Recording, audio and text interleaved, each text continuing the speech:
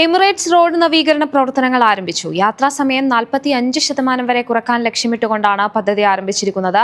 Ras al ഖൈമയിൽ നിന്ന് ഉമ്മുൽ Quwain Sharjah വഴി ദുബായിലേക്കും തിരിച്ചുമുള്ള യാത്രക്കാർക്ക് ആശ്വാസമായി എമിറേറ്റ്സ് റോഡിന്റെ നവീകരണ പ്രവർത്തനങ്ങൾ ആരംഭിച്ചു. ഈ പാതയിലെ യാത്രാ സമയം 45% വരെ കുറക്കാൻ ലക്ഷ്യമിട്ടുള്ള വികസന പദ്ധതിക്ക് 750 ദശലക്ഷം ദിർഹമാണ് ചെലവ് പ്രതീക്ഷിക്കുന്നത്. 2 വർഷം കൊണ്ട് പൂർത്തിയാക്കാൻ ലക്ഷ്യമിടുന്ന ഈ പദ്ധതിയിൽ അൽ ബദിയ ഇന്റർചേഞ്ച് മുതൽ ഉമ്മുൽ ഖുവൈൻ വരെയുള്ള 25 കിലോമീറ്റർ ദൂരം ഓരോ ദിശയിലും 3 വരിയിൽ നിന്ന് 5 വരികളായി വികസിപ്പിക്കും. ഇതോടെ ശേഷി മണിക്കൂറിൽ ഏകദേശം 9,000 വാഹനങ്ങളായി വർദ്ധിക്കും. അതായത് വാഹന ഗതാഗതത്തിൽ 65% വർധനവുണ്ടാകും. ദുബായിൽ ഡ്രൈവറില്ലാ വാഹനങ്ങൾക്ക് ഇനി പ്രത്യേക മേഖല. 2030 25% ഗതാഗതവും സുസ്ഥിരവും ഡ്രൈവർ രഹിതവുമാക്കുന്നതിന്റെ ഭാഗമായാണ് നടപടി.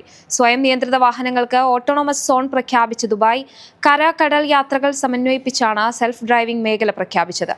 ദുബായ് മെട്രോ ഗ്രീൻ ലൈനിലെ creek station, Dubai creek harbour, Dubai festival city എന്നീ മേഖലകളെയാണ് ഇതിൽ ഉൾപ്പെടുത്തിയത്. കരയിലും കടലിലും സ്വയം നിയന്ത്രിത വാഹനത്തിൽ സഞ്ചരിക്കാൻ ഇതിലൂടെ സാധിക്കും. 2030 25% ഗതാഗതവും സുസ്ഥിരവും ഡ്രൈവർ രഹിതവുമാക്കുന്നതിന്റെ ഭാഗമായാണ് നടപടി.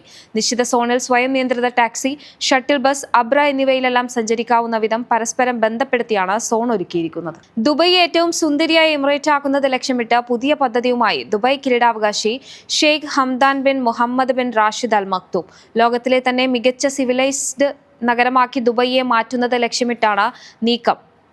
മുഹമ്മദ് ബിൻ റാഷിദ് ലീഡർഷിപ്പ് ഫോറത്തിൽ ദുബായ് ഭരണാധികാരിയും UAE പ്രധാനമന്ത്രിയും വൈസ് പ്രസിഡന്റുമായ Sheikh Mohammed bin Rashid Al Maktoum നൽകിയ സന്ദേശത്തെ അടിസ്ഥാനമാക്കിയാണ് പുതിയ പദ്ധതി തയ്യാറാക്കിയത്. ദുബായിയെ ലോകത്തെ തന്നെ ഏറ്റവും സുന്ദരവും സിവിലൈസ്ഡുമായ നഗരമാക്കണമെന്നായിരുന്നു അദ്ദേഹം പറഞ്ഞത്. ഇതിനായി ദുബായ് സിവിലിറ്റി കമ്മിറ്റി എന്ന പേരിൽ പുതിയ സമിതിക്ക് ദുബായ് കിരീടാവകാശിയും ഉപപ്രധാനമന്ത്രിയുമായ Sheikh Hamdan bin Mohammed bin Rashid Al Maktoum രൂപം നൽകി.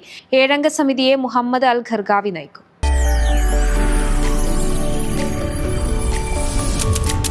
NTV UAE to the world.